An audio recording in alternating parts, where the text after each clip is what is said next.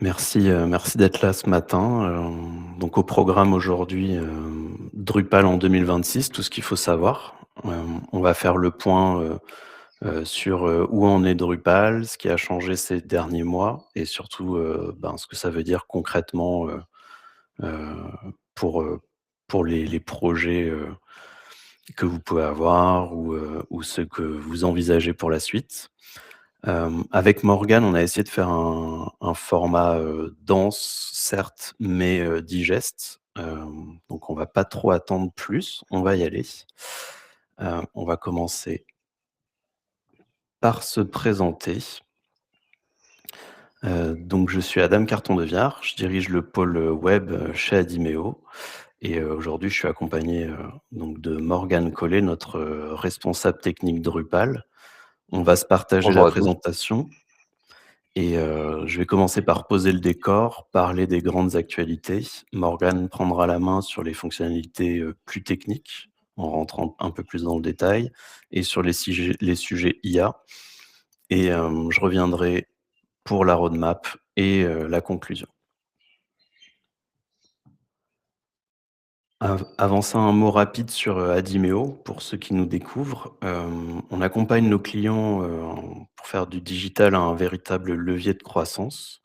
On intervient à chaque étape de transformation, nouveaux outils, nouvelles organisations, nouvelles techniques et tout simplement nouveaux dialogues avec vos utilisateurs ou vos consommateurs.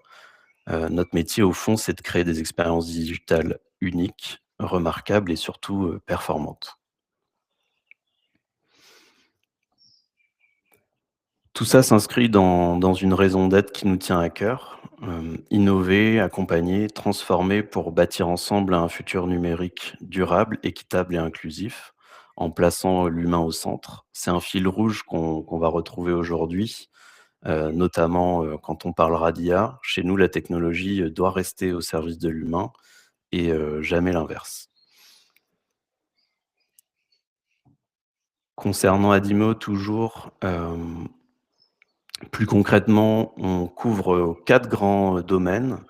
Le conseil et la stratégie, de l'audit à la MOA, le design et l'innovation, par exemple du design thinking au design system, la production technique de sites, d'e-commerce, d'applications, d'intranet, d'applications métiers et aussi tout ce qui va autour, c'est-à-dire, la TMA, hein, la tierce maintenance applicative.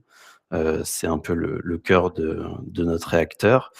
Et le dernier, grand domaine, c'est le marketing digital, du CRM, au SEO en passant par la data. Voilà, l'idée de tout ça, c'est de pouvoir vous accompagner de bout en bout, heu, quel que soit, votre domaine, d'expertise. Donc voilà pour le décor. Entrons maintenant dans le vif du sujet. Hem Avant de rentrer dans le vif du sujet, pardon, 3 points, un peu pratiques pour cette session. D'abord, n'hésitez pas à poser vos questions, dans le chat tout au long de la présentation. On prendra le temps d'y répondre, en fin de webinar. En fin de session, un court questionnaire vous sera proposé. Merci de prendre quelques instants pour évaluer ce webinar. Vos retours sont vraiment précieux pour nous aider, à nous améliorer, à progresser. À noter aussi que le replay de ce webinar sera disponible, au plus tard, vendredi matin. Vous recevrez, un mail avec le lien pour y accéder. Et enfin, si vous voulez approfondir un sujet, tout au long de la présentation, on partagera des liens, vers nos articles de blog, nos replays d'anciens webinars ou d'autres ressources utiles, externes. N'hésitez pas à cliquer. Voilà, maintenant, posons le contexte. 2026 est une année un peu particulière, pour Drupal. En effet, Drupal fête ses 25 ans, cette année et déjà, c'est un premier point qui est assez rare. Très peu de projets open source, atteignent cet âge sans décliner. Le plus marquant, c'est pas tellement l'anniversaire, c'est le rythme des derniers mois.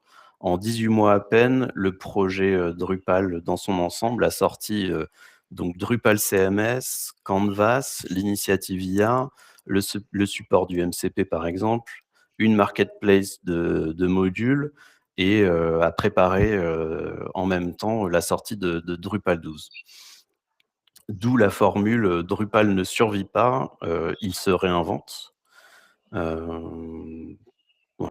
Ça, c'est le contexte global de Drupal aujourd'hui et notre rôle aujourd'hui, c'est de filtrer pour vous, l'actu qui compte vraiment, les sorties à venir et ce qu'il faut en retenir, sans le bruit qui va autour.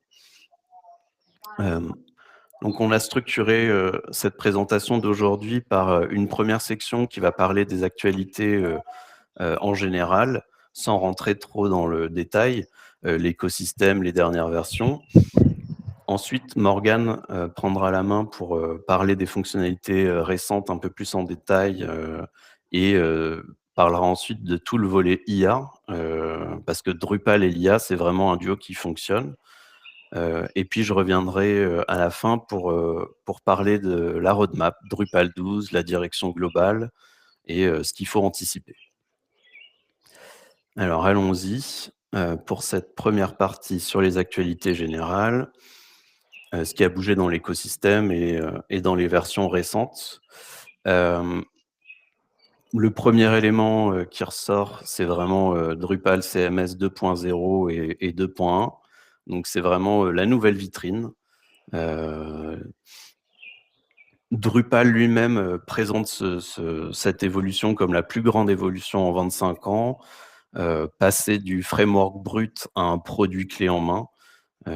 3 piliers, hein, ce Drupal CMS, il s'appuie sur 3 piliers. Canvas, l'éditeur visuel avec du glisser-déposer, l'aperçu en direct, des bibliothèques de composants. Les sites templates qui permettent, d'installer des sites presque professionnels, en très rapidement et puis, tous les outils IA, optionnels, génération de pages, des chatbots d'admin, des textes alternatifs pour les images, automatisées, et que ce soit avec, OpenAI, Anthropic ou, n'importe quel, LLM open source. Hem, tout ça toujours avec la validation humaine, et voilà. Donc tout ça s'appuie sur le socle de Drupal, Drupal Core comme on l'appelle maintenant, Drupal tel qu'on connaît depuis 25 ans, sur le socle de la version 11.3, donc qui bénéficie aussi, des gains de performance dont je parlerai juste après.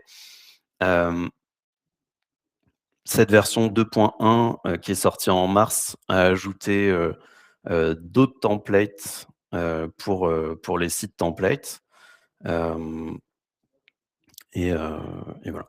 Le point clé à retenir sur ce sujet, c'est que, Drupal Core, et Drupal CMS sont certes 2 projets différents, mais en fait, Drupal CMS s'appuie vraiment sur le core. C'est une version packagée du core, avec, une UX vraiment travaillée. C'est pas un fork, on pourrait dire, c'est une mise en valeur, de Drupal. Donc ça s'adresse pas, à tous les projets, l'utilisation de Drupal CMS. Pour être totalement transparent avec vous, par exemple, chez Adimeo, on n'a pas encore eu l'occasion de se servir de Drupal CMS dans un contexte client, parce que c'est pas forcément évident, parce que, c'est déjà un ensemble, de fonctionnalités, comme on a dit, packagées, donc ça correspond pas toujours aux besoins sur mesure que peuvent avoir, nos clients. Mais ce qui est sûr, c'est que, Drupal CMS fait avancer Drupal dans le bon sens, puisque ça, adresse un certain nombre de problématiques qu'on rencontre sur les projets. Je pense notamment sur l'UX de contribution. On voit que depuis la sortie de la première version de Drupal CMS l'année dernière, l'UX de contribution, du back office s'est amélioré. Voilà pour le sujet, Drupal CMS. Le deuxième grand sujet dont je voulais parler, on l'a déjà évoqué, c'est les sites templates et les recipes, donc les recettes en français. Hem, pourquoi c'est des sujets très importants? Parce que ça a trait, à l'industrialisation. Ce sont des briques de configuration préassemblées.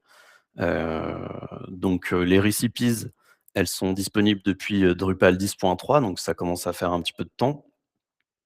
Ce qui est intéressant avec ces recettes, c'est qu'on peut les appliquer, à n'importe quel moment de vie du site. On peut ajouter une recette, l'appliquer, ça va venir installer un certain nombre de types de contenus, de vues, voilà, différents éléments liés à de la configuration. Hem Le sujet des sites templates, là, on parle carrément du niveau au-dessus. C'est une distribution complète, prête, à être utilisée comme un site entier avec un thème, des contenus d'exemples, du layout, hem, voilà, différentes choses. Il y a un certain nombre de sites templates qui ont été, publiés et qui sont disponibles. Voilà, c'est par exemple, des choses qui sont à destination d'ONG, de médias, d'e-commerce. Ça peut servir de base pour des projets. Voilà, c'est quelque chose de très récent. C'est une fonctionnalité extrêmement intéressante, qu'il va falloir surveiller, qu'il va falloir, utiliser. Ça peut vraiment accélérer le démarrage de projets, dans un futur très proche. Le sujet d'après qu'on voulait mettre en avant dans cette partie, des, généralités, c'est, qu'on est face aujourd'hui au Drupal le plus rapide, qu'on ait jamais eu. Hem, Puisque, entre les versions 11.2, enfin, la version 11.2 et la version 11.3 ont amené chacune, leur lot d'améliorations. La 11.2 a rendu, l'installation, l'activation de modules 3 à 4 fois plus rapide, a apporté 20 à 30 de performance, plus importante sur les sites à fort trafic. Mais c'est surtout la 11.3 qui est sortie en décembre qui est très impressionnante. D'après les mesures qui ont été faites par MD Systems, pardon, 62 de requêtes SQL en moins, 47 de lookup de cache en moins, parfois jusqu'à 95 de cache bin en moins. Concrètement, ben, c'est une potentiellement, si vous êtes par exemple sur le cloud, ça veut dire une facture qui baisse puisque, on va beaucoup moins, hem faire appel à la puissance informatique qui est derrière. Ça va vouloir dire une scalabilité bien meilleure pour des sites un peu lourds. Les sites, par exemple, qui utilisent beaucoup de paragraphes différents, de révisions multiples, de modération de contenu, vont vraiment voir des gains, impressionnants. Le dernier sujet dans les actualités récentes, c'est l'impact, que l'IA a sur la sécurité.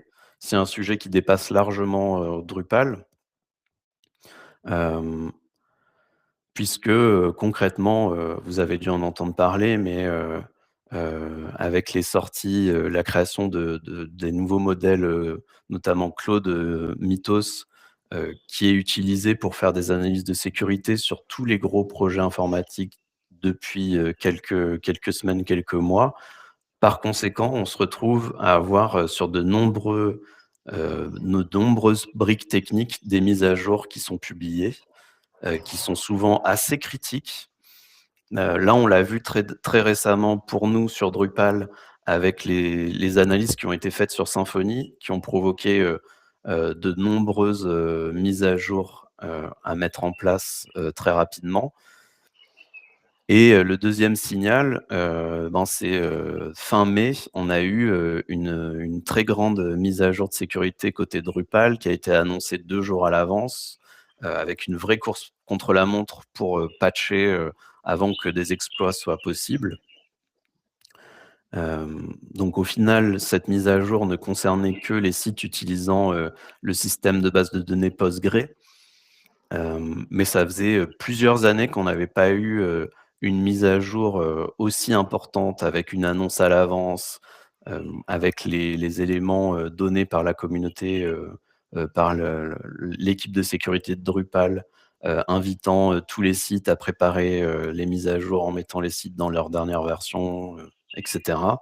Donc c'est quand même très marquant et ça s'inscrit aussi dans ce contexte actuellement où il y a énormément de choses qui sortent. Vous avez dû entendre parler aussi de HTTP Bomb, il y a quelque temps. où il y a une faille qui est sortie sur HTTP2 qui permettait d'exploiter, de faire tomber tout type de serveur, que ce soit Apache, Nginx ou d'autres, avec un simple paquet de quelques kilooctets, de faire comme un DDoS sur n'importe quel type de serveur. Donc ça a été patché très rapidement, enfin en tout cas les patchs ont été rendus disponibles très rapidement, et ça a permis donc de contrer ce problème-là. Voilà, pour nous, ce n'est vraiment qu'un début. Il faut s'attendre vraiment à d'autres épisodes là dans les semaines qui viennent, pas seulement sur Drupal, mais sur tout ce qui est autour, hein. J'évoquais Apache Nginx, ça peut être aussi, Varnish, Solar, Elastic demain qui pourra être, concerné par ce type de mise à jour, critique et urgente. Donc plus que jamais, la veille de sécurité, n'est plus optionnelle. C'est vraiment, un un prérequis, et voilà, c'est exactement dans ce cadre-là que chez Adimeo, on se sent particulièrement, utile, sur la TMA qu'on réalise pour nos clients. Donc voilà pour les grandes actualités. Je vais pouvoir passer la main, à Morgane pour rentrer un petit peu plus dans le concret. Dans un premier temps sur des fonctionnalités, heu, de Drupal de ces derniers temps, et puis ensuite sur la partie IA. À toi Morgane. Bon, bonjour à tous. Déjà, merci Adam pour cette introduction. Donc, j'en profite pour rebondir sur ta dernière slide. Donc, entre le temps, on a préparé le webinar et aujourd'hui, il y a encore une nouvelle faille sur Linux qui a été trouvée. Donc, ça marque bien le fait que plus le temps va passer, plus on va avoir ce genre de problématique qui va arriver. Donc, aujourd'hui, moi, je vais vous parler des nouvelles fonctionnalités de Drupal. Alors, nouvelles pour certaines et stabilisées pour d'autres, en rapport potentiel avec l'IA. Donc ça, on y viendra dans une deuxième phase. À noter que les fonctionnalités et les fonctionnalités IA aussi dont je vais vous parler sont aussi bien disponibles pour Drupal CMS que pour Drupal Core. Pour Drupal CMS, on a une récipise en fait qui permet d'installer toute cette suite, en tout cas intelligence artificielle. Et pour Drupal Core, c'est évidemment des modules qu'on va pouvoir venir greffer au fur et à mesure. Donc la première fonctionnalité sur laquelle on va se poser, c'est Drupal Canva. Donc c'est le page builder visuel officiel de Drupal qui a été commencé, je crois, en 2024 et qui est aujourd'hui intégré à Drupal 11.2. Alors c'est quelque chose qu'on peut installer, qui n'est pas installé par défaut, qu'on doit rajouter en tout cas au niveau du corps. Mais c'est aujourd'hui disponible. Donc de quoi on parle? C'est un page builder WYSIWYG qui est entièrement à la main, en tout cas des contributeurs, qui permet du drag and drop avec des composants, avec des blocs, avec tout un tas en fait d'outils, si vous voulez, pour adapter sa page au design souhaité. On a une édition in place, donc on a vraiment une visualisation en temps réel de toutes les modifications qu'on va pouvoir apporter sur la page. On a la possibilité de revenir en arrière, un petit peu comme un CTRL Z, entre guillemets, avec toutes les étapes précédentes qu'on a pu réaliser. Et puis au niveau de la stack, on voit qu'il y a vraiment une mise à niveau, en tout cas de Drupal là-dessus, parce qu'on est passé sur une stack React et l'utilisation des Single Directory Components, donc SDC, qui avait été mis à jour il y a déjà peut-être 2 ans. Donc là, il faut vraiment voir ça comme une nouvelle méthodologie, une nouvelle façon de pouvoir créer des pages dans Drupal. L'objectif, c'était vraiment de pouvoir rivaliser en fait avec WordPress ou Webflow, sans forcément mettre de côté toutes les forces de Drupal, notamment la partie des composants, la partie des blocs, toute cette partie un petit peu composants qu'on pouvait retrouver. Aujourd'hui, c'est un petit peu ce qui manquait dans Drupal parce on verra après qu'on a un deuxième système qui permet un petit peu de faire ce genre de choses, mais qui est plus limité. Mais vraiment des pages entières de ce type-là, on n'avait pas encore cette possibilité. Donc ça, c'est vraiment une nouveauté qui va pouvoir être utilisé notamment, je pense, sur des pages, peut-être des pages Carrefour ou alors des pages vraiment un petit peu spécifiques où on a besoin de pouvoir prendre la main un petit peu comme on le souhaite. Et en plus de cette nouveauté, on voit qu'avec tout cet apport IA en fait, qui a été fait au niveau de Drupal ces derniers mois, on a un assistant IA qui a été intégré à Drupal Canva et qui va nous permettre de générer des pages entières depuis un prompt. Donc, on va pouvoir lui dire, génère-moi une page qui traite de tel sujet, intègre-moi un héros avec telle image, après des chiffres clés qui remontent telle ou telle donnée, un autre bloc de texte et ainsi de suite. Et en fait, Drupal Canva, couplé à l'assistant IA, va pouvoir nous générer automatiquement cette page.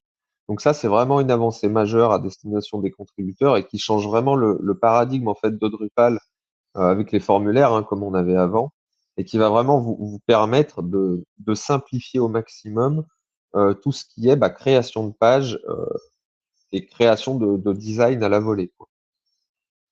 Donc à ça, on rajoute un content template. Donc ça, c'est vraiment des templates en fait par défaut pour les sites builders, donc pour les contributeurs qui ont été qui sont mis à disposition. Et puis avec Drupal CMS 2.0 dont parlait Adam, on a aussi tout un design system qui est inclus et qu'on va pouvoir utiliser dans Drupal Canva. Donc ça, c'est vraiment un tournant majeur dans l'utilisation de Drupal et justement dans toute cette partie contribution qui était jusque-là encore un petit peu limitée dans Drupal par rapport à ses concurrents. On va parler maintenant d'un deuxième page builder qui est le display builder et qui lui ne serait pas forcément à destination des contributeurs mais plus des intégrateurs. Donc là, ce serait plus une partie un petit peu liée au développement euh, où on pourrait jouer avec. Le principe du display builder, en fait, c'est de pouvoir jouer sur les régions blocs directement dans la création des modes d'affichage de nos types de contenus. Donc là, on va retrouver en fait une sorte de page builder comme on peut avoir sur le Canva, mais en version très simplifiée. Et au lieu de chercher nos champs et de les afficher dans notre page, on va pouvoir jouer avec des composants, avec des blocs et pouvoir les afficher directement dans notre page. Donc ça va overrider, ça va surcharger uniquement les régions blocs. Et c'est basé sur tout un système d'UI patterns et de HTMX qui a été intégré dans Drupal l'année dernière, si je ne dis pas de bêtises. Et ça va nous permettre de gérer plusieurs layouts, donc plusieurs modes d'affichage pour nos types de contenus. Donc ça vient vraiment en remplacement de ce qu'on avait à l'époque, à savoir une vue qui nous permettait de positionner nos champs avec un mode d'affichage, mais sans forcément avoir une visualisation de ce qu'on allait faire avec. Euh, Ça, c'est 100% compatible avec l'écosystème Drupal actuel, donc c'est vraiment utilisable avec les fils formateurs, avec les modules contrib, et ça vient vraiment s'intégrer dans toute cette suite en fait intégrateur pour mettre en page vos types de contenus de manière un peu générique lors du développement.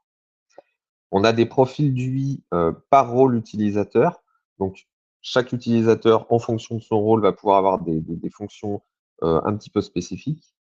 Et on a une collaboration en temps réel qui est prévue. Donc ça, c'est un avantage face à Canva, parce que Canva, c'est un utilisateur, une page, une édition, on va dire. Alors que le Display Builder, on peut travailler à plusieurs là-dessus. Donc ça apporte un petit peu plus de flexibilité sur la mise en page des types de contenus, là où Canva ne va pas aller. Canva, ça va vraiment être pour une page en particulier. Là, vous allez pouvoir créer vraiment plusieurs types euh, de mise en page pour vos types de contenu. On va passer à un petit comparatif entre les deux. Alors, je ne vais pas forcément rentrer dans le détail parce sinon on va vraiment rentrer dans un détail technique.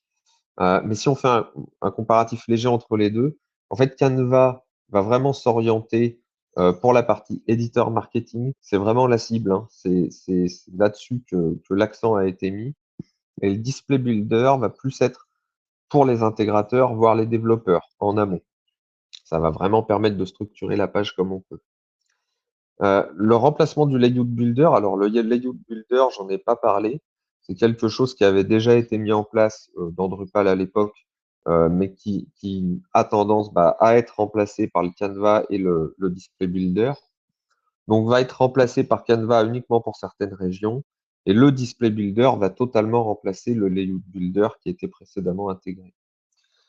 Au niveau des views, alors les views dans Drupal, pour ceux qui connaissent, c'est ce qui nous permet principalement de créer des pages de liste. C'est pas là-dessus qu'on va attendre Canva. Canva, on a vu que c'était pour une page, c'est pas forcément pour des pages de liste que ça a été conçu.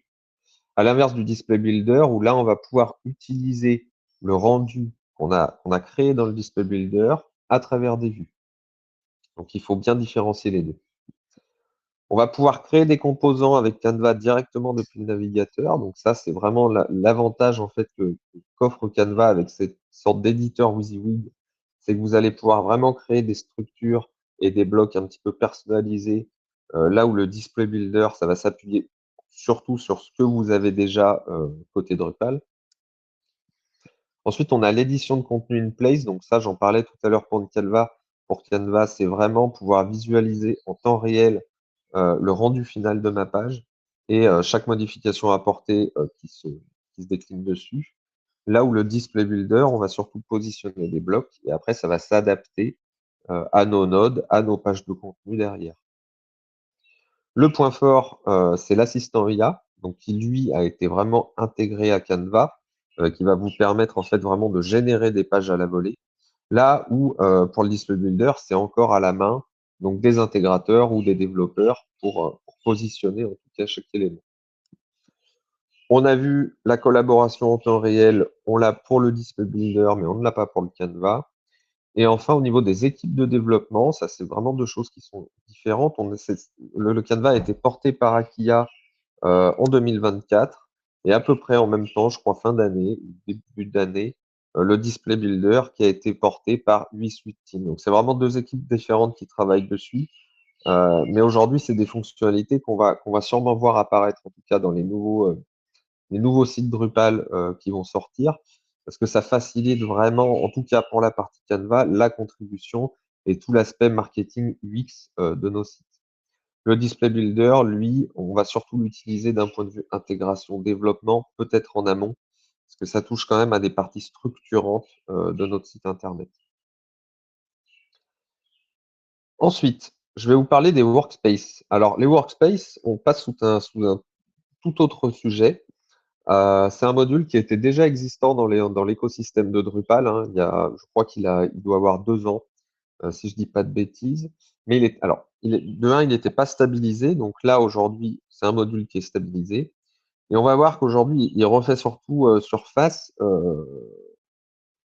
notamment grâce à l'IA. Donc ça, je vais y revenir juste après. Donc déjà, qu'est-ce que Workspace? C'est vraiment des espaces isolés. Il faut imaginer que sur votre site, vous avez la possibilité de faire des copies de sites uniquement visibles par les contributeurs ou en tout cas les administrateurs et qui va vous permettre de faire des tests. Donc quand je dis des tests, ça va être par exemple créer une page, modifier tel élément, modifier tel autre élément et pouvoir le visualiser sur votre site internet, mais dans une version un petit peu différente, une version un peu cloisonnée qui n'est accessible que par vous. Donc, vous pouvez avoir autant de workspace en fait que vous le souhaitez, et ça va vraiment vous permettre d'avoir plusieurs, comment dire, schémas, plusieurs voies qui vont vous permettre d'explorer un petit peu des contenus différents sur vos sites. Donc, qu'est-ce qu'il y a de concret pour les éditeurs? C'est que je prenais des exemples de voies un peu différentes. On pourrait avoir un lancement de produit qui va être fait sur votre site.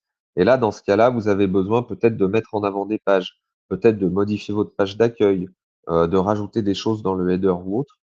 Et là, avec Workspace, vous allez pouvoir créer un environnement qui va vous permettre de tester toutes ces modifications. Vous allez aussi pouvoir peut-être mettre des événements ou ce genre de choses. Donc là, il faut vraiment voir ça comme un autre environnement cloisonné pour faire tous vos tests. Et Et l'avantage, en fait, je précise, c'est oui, tout ça, c'est directement sur votre site de production. oui, oui, oui. C'est uniquement C'est pas dans sur le un site autre de environnement, production, c'est pas en pré-prod, c'est pas voilà, c'est directement sur votre c'est site ça. de production, pouvoir avoir une version différente du site d'un point de vue contenu. Mmh. C'est plusieurs environnements vraiment sur le même site. Et l'avantage en fait de Workspace aujourd'hui, quand on regarde toute la suite IA qui est sortie, c'est que vous allez pouvoir créer des agents qui vont travailler dans des workspaces différents. Et c'est là que je prenais l'exemple du lancement de produit, c'est que vous allez pouvoir aujourd'hui, avec toute la suite IA qui est sortie, demander à un agent de travailler sur ce lancement de produit, de vous créer un environnement avec des contenus en rapport avec votre lancement de produit, des contenus qui vont suivre certaines règles dont on parlera plus tard. Et derrière, une fois que l'agent aura travaillé et créé les différents workspaces, vous allez pouvoir faire une revue de tous ces contenus directement depuis l'administration du site. Ensuite, les workspaces, au niveau de la gestion, et là je reprends une question, alors on y reviendra à la fin, je repartirai dessus, mais vous allez pouvoir fusionner en fait ces workspaces avec un autre workspace, ou alors pêcher des données, des modifications sur un autre workspace. Donc c'est pour ça qu'en fait aujourd'hui ce module ressort un petit peu euh, des limbes, on va dire, parce qu'il n'était pas trop utilisé. Mais vraiment, avec toute cette arrivée d'agents IA et de fonctionnalités IA, on voit qu'on peut commencer vraiment à chaîner toute cette suite logistique de contributions euh, et enfin arriver juste à une review humaine finale pour pouvoir publier en tout cas ces résultats derrière. Alors, je vais passer à la prochaine slide et justement, ça me permet d'enchaîner avec tout ce qui est fonctionnalité IA. Donc, on a vu, il y avait Canva qui utilisait l'IA et qui était un petit peu basé là-dessus avec le chatbot. Et enfin, Workspace qui utilisait les agents IA. Là, on va parler un petit peu de toutes les nouvelles fonctionnalités qui ont été intégrées depuis quelques mois, parce qu'en fait, on va se rendre compte qu'il y en a beaucoup qui ont été ajoutées en très peu de temps. Et je rappelle, ces fonctionnalités sont aussi bien disponibles dans Drupal CMS que dans Drupal Core. Donc la première, on va refaire un point sur l'IA globale au niveau de Drupal et parler un petit peu des trois piliers fondamentaux qui vont structurer Drupal dans les années à venir. Et ça rejoint un petit peu Workspace dont on a parlé avant. Donc la première brique, c'est vraiment le framework unifié, donc AI Core, donc cette suite euh, AI que vous pouvez trouver au niveau de Drupal et qui embarque tout un tas de modules. Donc déjà là-dedans, on a une abstraction multi-provider. Donc vous allez pouvoir greffer à peu près n'importe quel modèle de données à l'intérieur de Drupal. On a pas mal de fonctionnalités. Alors je ne vais pas toutes les passer, mais les plus utilisées, on va dire que c'est le remplissage automatique de champs. Donc les bases initiales, les taxonomies, les descriptions, les résumés, ce genre de choses. On va retrouver un chatbot admin en langage naturel avec qui on va pouvoir dialoguer pour échanger potentiellement sur les contenus de notre Drupal, mais aussi sur d'autres fonctionnalités qu'on abordera juste après. On a la génération de pages complètes via Canvas AI. Donc ça, ce dont on parlait juste avant, hein, la possibilité de créer des pages à la volée. Et enfin, la possibilité de tout installer à la volée depuis l'administration de Drupal. Tout n'est pas installé par défaut. Vous avez la possibilité d'ajouter des briques les unes à la suite des autres. Donc ça, c'est vraiment uniquement la partie IA et tout ce qui apporte les nouvelles fonctionnalités de ces derniers mois. Ensuite, la deuxième brique qu'on a déjà évoquée juste avant, c'est les agents autonomes. Donc ça vient d'arriver sur Drupal. C'est des agents qui vont être déclenchés par des événements particuliers. Donc ça peut être par exemple à la publication d'un contenu, ça peut être au déclenchement d'un cron, ça peut être programmé ou autre. Vous allez pouvoir en fait générer et publier des contenus directement depuis des agents qui auront été configurés en amont. Et c'est à partir de là, en fait, qu'on va pouvoir chaîner en fait toute cette boucle de contribution. Alors, avec ou sans Workspace, hein, mais Workspace était plutôt bien pour ça, en fait. Et ça va vous permettre, donc, dans un premier temps, de faire lire en tout cas vos contenus par un agent, de les reformuler ou de créer des nouveaux contenus. Et ensuite, on arrive à la troisième brique, en fait, c'est le contrôle humain où là, chaque élément qui va être généré par l'IA, aussi bien par le chatbot que par un agent autonome, va être potentiellement relu par un contributeur derrière. Donc l'action va être tracée, versionnée potentiellement dans un workspace. Et derrière, vous allez pouvoir approuver ou non la publication de ce contenu ou de l'élément qui a été créé. Faut pas oublier qu'il y a une notion de réversibilité aussi qui rentre en jeu. Si on est dans le cas d'un workspace, vous avez toujours la possibilité de revenir en arrière ou de supprimer le workspace en question. Donc il faut voir que Drupal en fait commence à intégrer l'IA vraiment à tous les niveaux et Drupal ne subit pas l'IA et il l'orchestre. Et là, on a un gros changement, en tout cas au niveau des CMS, c'est que Drupal devient un petit peu le seul CMS et le CMS qui utilise le plus l'IA et qui essaye vraiment de l'intégrer dans toutes les chaînes, en tout cas de gestion de votre site Internet. Là où les autres CMS ont un petit peu plus de mal à l'heure actuelle. On va parler de deux gros principes, en tout cas au niveau de Drupal, qui vont venir s'ajouter à l'intelligence artificielle et à tous ces modules qui ont été ajoutés. Et là, j'en parlais juste avant, notamment au niveau du chatbot et de la création de contenu. On va parler du modèle contexte protocole. Donc ça doit parler à certains. C'est un type de service qu'on a vu apparaître avec tous les chatbots LLM ces derniers mois, ces dernières années. Et on va parler du CCC, donc le Context Control Center, qui est un contexte aussi, mais qui va venir se greffer lors de la génération de contenu sur votre site. Donc le MCP, ça va exposer tout le contenu de Drupal, les entités, les configs, les API à n'importe quel LLM. Donc c'est vraiment, il faut voir ça comme une API sur lequel un LLM va pouvoir venir en fait se brancher et effectuer des actions. Donc, soit créer un contenu, soit créer une configuration, soit mettre à jour tel élément. Il faut vraiment voir ça, voilà, comme l'API officielle de Drupal que le LLM va lire pour effectuer telle action. Là-dessus, on a trois modules clés. Donc, on a MCP Server, MCP Tools et MCP Client qui vont venir s'installer pour pouvoir configurer votre Drupal et pouvoir exposer en tout cas ce MCP. Et enfin, au niveau des transports, on est sur des choses qu'on a déjà vues, en tout cas pour de l'utilisation MCP, hein, on est sur STDIO et HTTP Streamable. Donc ça, c'est uniquement pour la partie technique. Aujourd'hui, qu'est-ce que ça nous apporte? C'est que depuis, par exemple, Cursor, qui est un outil de développement à destination des développeurs, on va pouvoir lui demander de créer un type de contenu. Et Cursor, donc le LLM, va automatiquement pouvoir se brancher directement dans Drupal, analyser la structure, analyser les types de contenu et créer le type de contenu en question.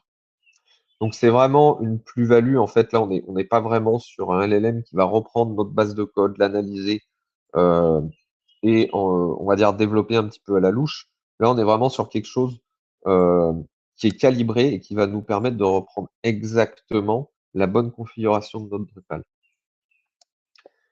La deuxième brique dont on va parler, et qui va beaucoup jouer dans la partie intelligence artificielle avec Drupal, c'est le CCC, c'est le Context Control Center.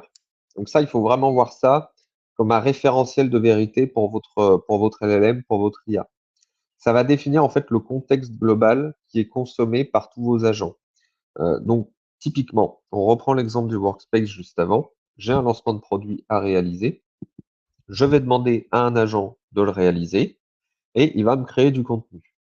Aujourd'hui, ce que je voudrais, c'est que ce contenu qui est créé, il respecte ma charte, il respecte mes éléments de langage, il respecte mes guides éditoriaux, mes bonnes pratiques, des règles RGPD, des règles de gouvernance.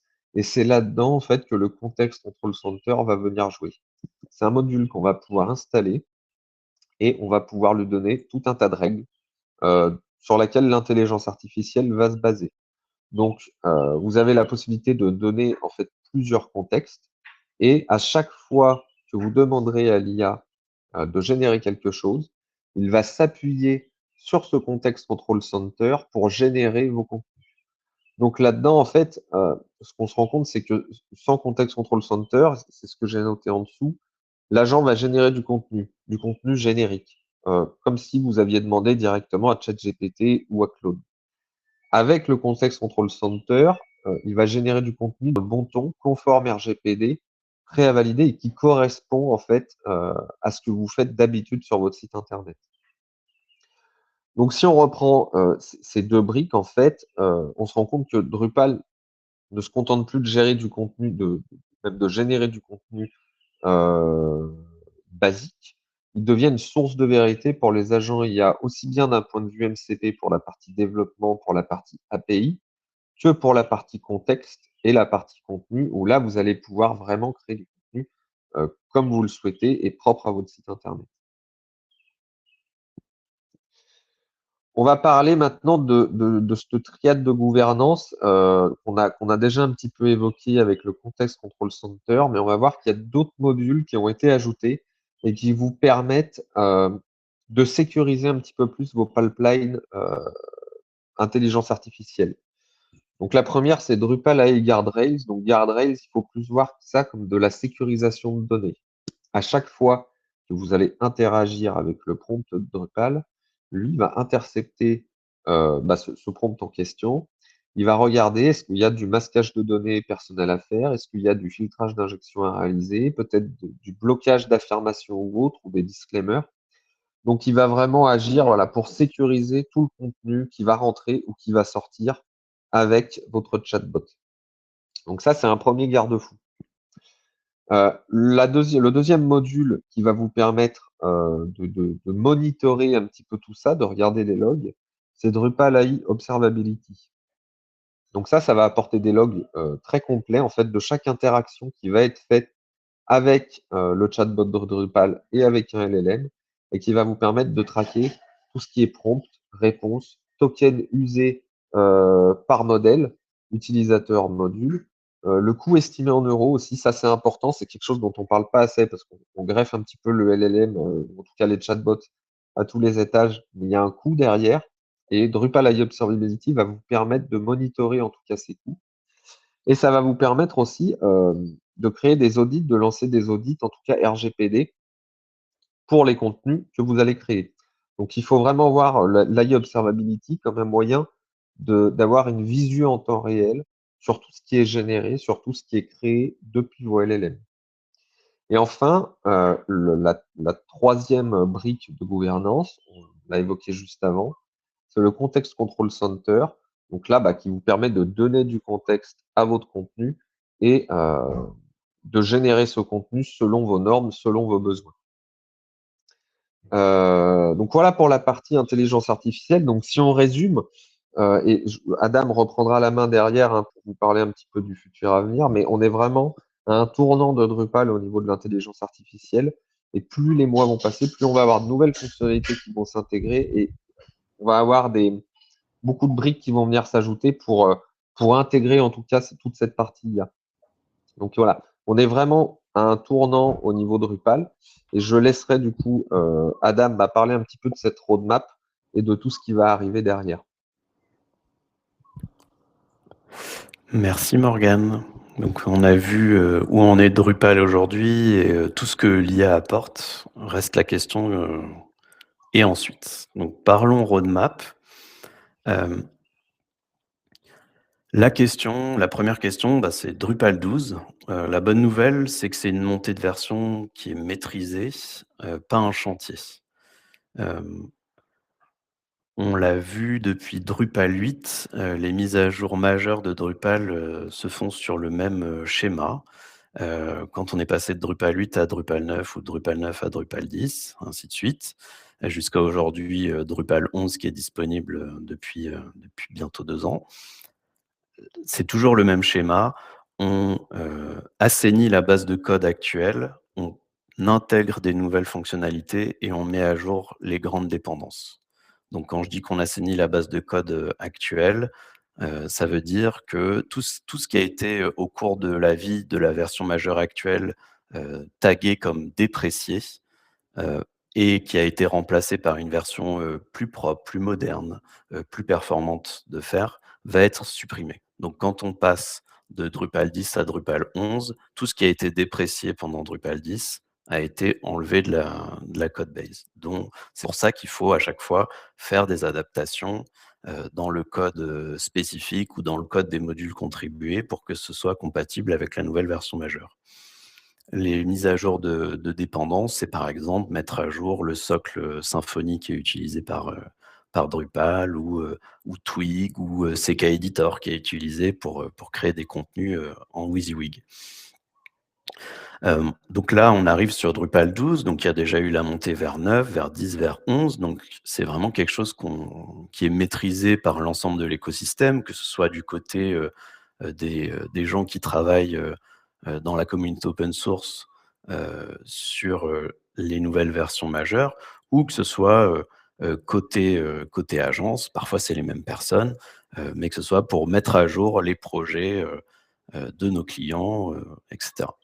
Donc c'est pas un chantier, c'est vraiment quelque chose qui est de plus en plus maîtrisé, et si on doit retenir 3 choses pour moi, c'est que, de un, c'est une transition par étapes. On ne peut pas passer directement de 10 à 12. On doit faire le passage d'abord, sur la version majeure suivante, donc on doit toujours suivre l'ordre. Ça, c'est important aussi.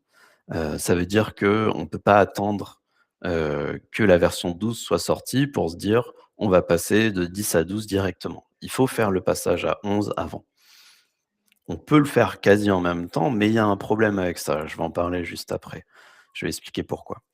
Le deuxième point, c'est que ça reste quand même même si elle est un peu importante, qu'il y a du code déprécié, ça reste une simple mise à jour. Le socle est modernisé, allégé, et cetera, mais il y a pas de, on ne doit pas migrer, vers une nouvelle version, on ne doit pas migrer les contenus, ce genre de choses. Donc ça reste quand même une mise à jour entre guillemets «simple», même si évidemment, ça se fait pas, aussi facilement qu'une mise à jour mineure. Dans le cas du passage sur Drupal 12, il y a un seul vrai point pour nous qu'on a identifié, qui est vraiment anticipé, c'est le fait qu'on va devoir passer sur, PHP, 8.5. Donc c'est quelque chose qui est anticipé côté hébergement, infrastructure, donc c'est pas négligeable.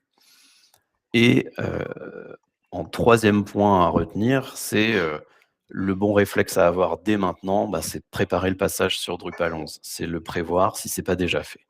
Pourquoi maintenant? Ben, tout simplement parce que, Drupal 12 va sortir donc, la semaine du 7 décembre 2026, mais ça signifie aussi que le support, de Drupal 10 s'arrête dans les mêmes eaux, vers le 9 décembre.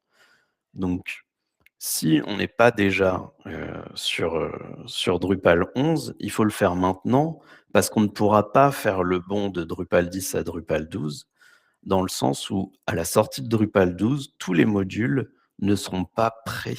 Les modules de la communauté, les modules contribués, ne seront pas prêts pour, être, déjà tout de suite compatibles avec Drupal 12. C'est comme ça à chaque fois. En général, on estime que, c'est pas envisageable de réfléchir à Drupal 12 avant avril 2027. Il y a un petit temps de maturation, heu, pour, heu, pour la communauté, pour pouvoir faire, passer, les modules les plus importants, enfin tous les modules, hein, qui sont actifs, les faire passer en compatibilité sur la nouvelle version, donc là sur Drupal 12. Donc voilà, c'est pour ça qu'il faut passer sur Drupal 11 entre maintenant et décembre, si c'est pas déjà fait, parce que sinon on va se retrouver avec un site sur Drupal 10, qui sera plus, suivi d'un point de vue sécurité par, les équipes, de l'association, Drupal.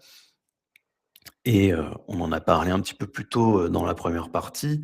On est dans un contexte où, la cybersécurité est un sujet important, même au-delà de ce dont on a parlé par rapport à l'IA, hein, mais il y a même un contexte international qui fait que, chez Adimeo, on s'occupe de sites pour des collectivités.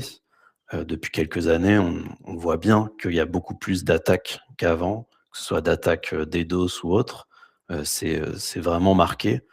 Donc je pense qu'il ne faut pas s'amuser avec ça. Il faut passer sur Drupal 11 avant la sortie de Drupal 12. Et c'est typiquement, ce genre d'arbitrage, qu'avec les équipes, TMA, chez Adimeo, on cadre avec vous en amont, heu, parce que c'est vraiment vitaux pour les projets de nos clients. J'en Morgane profite en a ouais, vas-y. juste, il y a Drupal 11.4 qui est sorti début juin et qui vous prépare déjà à Drupal 12 avec toutes les classes dépréciées. Donc ça, si vous êtes sur du Drupal 11 pour vos sites, vous pouvez faire la migration et normalement, vous serez ready pour Drupal 12. Merci Morgane. Donc je reprends. Heu, Morgane donc a beaucoup parlé de l'IA, dans Drupal. C'est vraiment la grande tendance de fond, hein, c'est une révolution, qui se passe, sous nos yeux, qui est pas toujours facile à appréhender. Par rapport à Drupal, le message, est clair, le moteur est prêt. Maintenant, il faut, mettre en place, les usages concrets, dans les projets. On a la brique de gouvernance que Morgane a présentée qui est en place. On peut maintenant, activer des fonctions IA, prêtes à l'emploi sans avoir à bâtir des workflows complexes et le vrai différenciateur, de Drupal, c'est que cette IA, elle est ancrée dans le contenu. Elle s'appuie sur la structure, sur les droits, sur les workflows qui sont déjà présents, là où des CMS qui sont plus fermés, doivent tout reconstruire. Hem,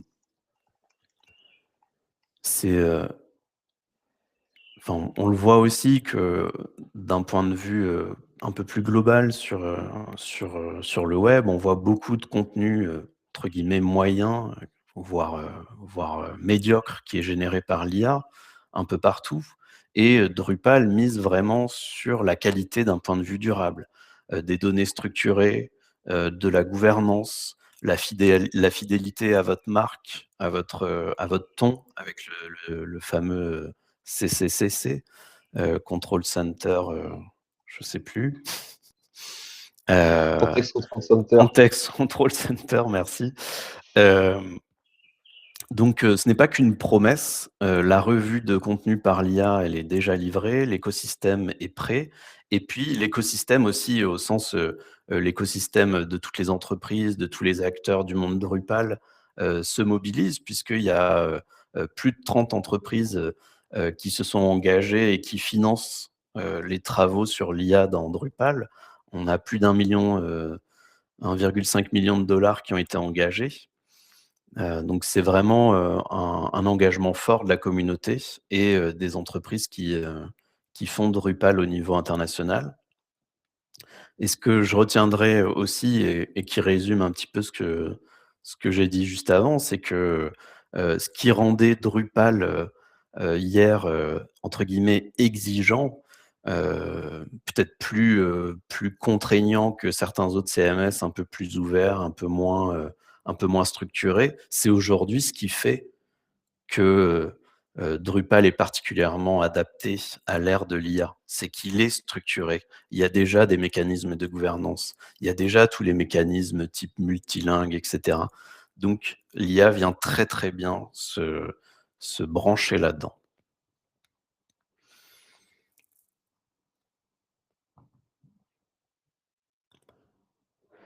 Si vous ne deviez retenir que 4 éléments, de ce webinar, ce seraient ces 4-là. En un, une IA gouvernée, de premier plan, encadrée et pleinement assumée, pas un gadget greffé, par-dessus un système pas adapté. En 2, une montée de version maîtrisée, le passage à Drupal 12, sans migration douloureuse. En 3, l'industrialisation, une plateforme qui accélère vraiment sur la mise en œuvre de vos projets. Et en 4, la souveraineté by design, par conception, qui est vraiment aligné sur les enjeux numériques, contemporains, européens et puis je pense au-delà de l'Europe, hein, mais c'est vrai que l'Europe représente bien, cet enjeu.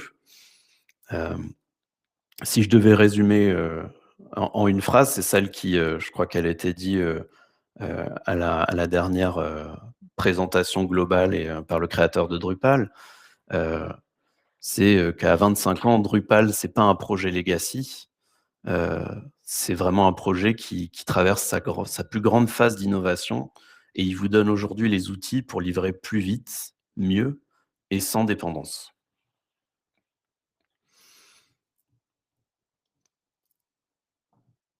Et bien sûr, tout ça, on vous laisse pas le faire, seul. On vous accompagne, chez Adimeo, sur 4 grands axes, en tout cas au niveau du pôle web particulièrement, que ce soit, pour vos sites, vos intranets, de la conception UX jusqu'à la maintenance et la TMA préventive, corrective, évolutive.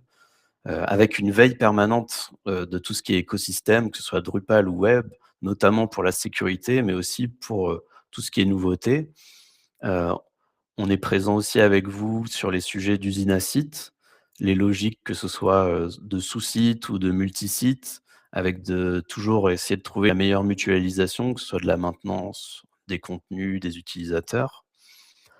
Et puis aussi, au sein du pôle web, on a une équipe dédiée sur l'intégration IA, les chatbots, les assistants, les agents, pour vos collaborateurs, les workflows complexes de structuration de données, et tout ça dans le respect des bonnes pratiques, du RGPD, du RGESN. Et sur tout ça, on assure l'initiation, l'accompagnement, la formation tout au long de nos prestations. L'idée, c'est que vous soyez jamais, en dépendance, mais que vous puissiez être en maîtrise. Si vous voulez échanger sur l'un de ces sujets, un projet, un audit, un simple avis, n'hésitez pas, il y a un bouton de contact qui devrait apparaître sur votre écran. Voilà, on sera ravis de discuter avec vous.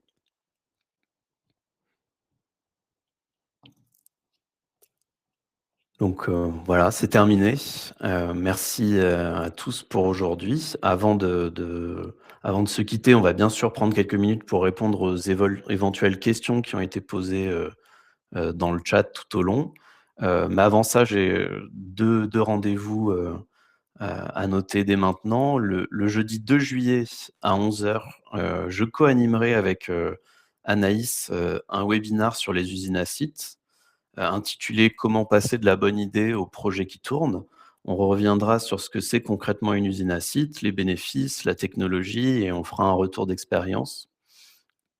Et puis le jeudi 27 août à 11:00, Marine Sorocco animera un webinar sur, l'IA et les choix des modèles de langage. Comment choisir? Open source, propriétaire, SaaS, auto-hébergé ou, des réponses hybrides. Elle comparera les différentes approches pour vous aider à choisir les modèles et l'architecture les plus adaptées à vos enjeux de coût, de performance, de sécurité et de souveraineté. Voilà, 2 sujets qui prolongent parfaitement ce qu'on a vu aujourd'hui. Hem, un dernier mot important, vous voyez apparaître un bouton pour nous laisser un feedback sur ce webinar. Ça prend que quelques instants et c'est vraiment précieux pour nous. Je l'ai déjà évoqué en début de présentation, donc voilà, si vous avez 2 minutes, n'hésitez pas. Merci vraiment, c'est important pour nous. Hem Vous pouvez aussi nous retrouver sur LinkedIn pour rester informé, de tout le travail de veille qu'on peut faire. Voilà, encore merci à tous et à toutes et puis, place aux questions. Hem, alors,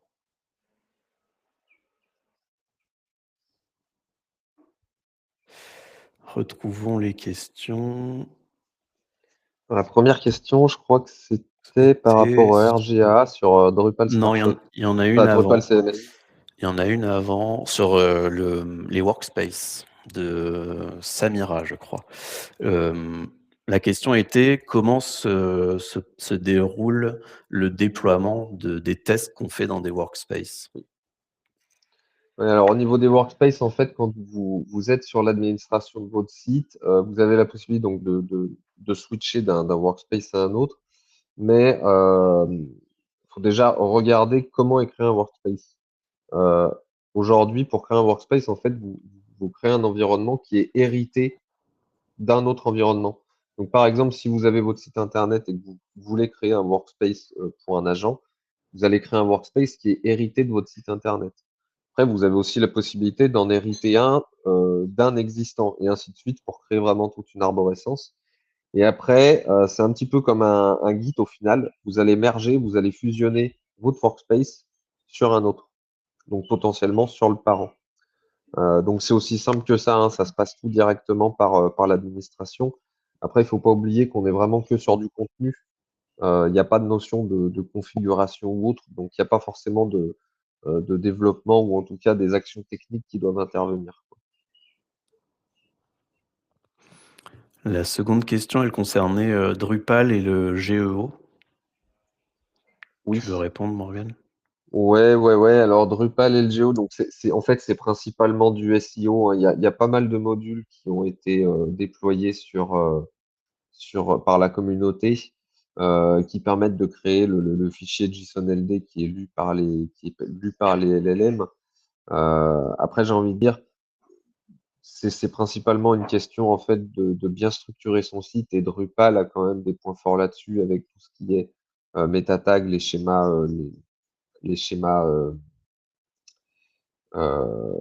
HTML à intégrer en fonction de Mmh. vos types de contenu, tout ça. Donc, nativement, c'est quelque chose que Drupal va plutôt bien gérer, en fait.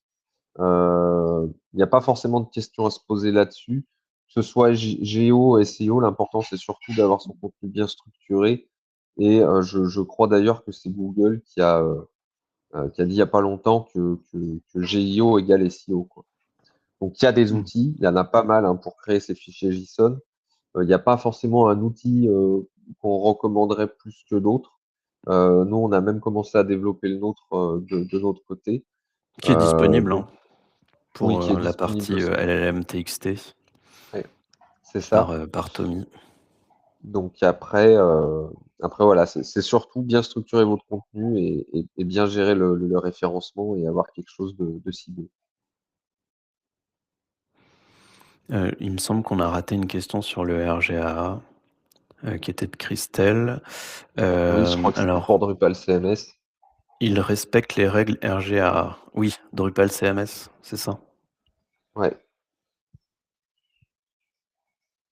Bah, oui, ça respecte les règles RGA. Alors, ça Enfin, va les c'est respecter c'est peut-être en plutôt fonction. WCAG d'ailleurs, parce que Ouais, RGA, c'est la norme française qui oui. est très proche et très équivalente à la norme internationale WCAG, enfin WCAG. Et à noter d'ailleurs hein, que le back-office de Drupal fait partie des rares back-office de CMS qui sont nativement accessibles. Mais je sais pas si tu voulais rajouter Alors, quelque chose de plus précis par rapport on- à Drupal CMS? on- ouais, alors par rapport à Drupal CMS, on a vu qu'on pouvait maintenant, enfin, il y a un marketplace hein, de thèmes qui peuvent être achetés et installés au même titre que ce qu'on pouvait avoir sur WordPress jusque-là. Là, ça va dépendre aussi du thème en fait que vous installez, tout simplement. Oui. Je pense il y en a qui sont compatibles, il y en a d'autres qui sont pas forcément compatibles, où on va avoir du dev à faire derrière pour remettre un niveau. La question suivante, C'est sur que je les outils IA. oui, est-ce que les outils IA de Drupal se basent sur Symfony AI? Alors, non, mais bientôt. Pour vous donner un peu de contexte, quand la suite Drupal IA a commencé à sortir, je crois que Symfony s'y était pas encore mis. Et en fait, Mmh. aujourd'hui, on a la plupart des briques qui sont vraiment des briques propres à Drupal. Et dans la roadmap, en tout cas, qui est définie pour 2026 et les années à venir, il y a vraiment une partie intégration, en tout cas, de toute la suite Symfony AI et abstraction de ce vendor, entre guillemets, pour l'utilisation dans Drupal. Donc, c'est prévu. Ça l'est pas encore, mais c'est prévu.